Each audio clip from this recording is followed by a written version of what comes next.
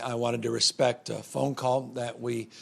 just had with the President of the United States, the Vice President, Dr. Fauci, and others, with governors all across this country as they began to socialize the guidelines that will be made public later this evening at 6 o'clock East Coast time related to guidelines for a phased reopening of the American economy. Without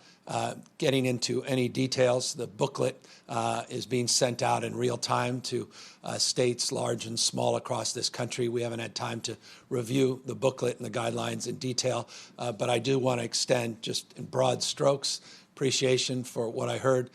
from the President as it relates to recognizing the differentiation that exists and persists in terms of conditions in counties, not just in states across this nation, and a willingness to recognize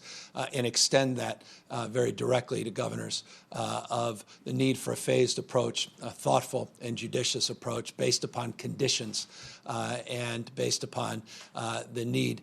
to act with the kind of specificity at a state-by-state level. Today, just an hour or so ago, I signed a statewide executive order impacting the entire food chain and entire sector that will allow for 2 weeks of supplemental paid sick leave for workers that have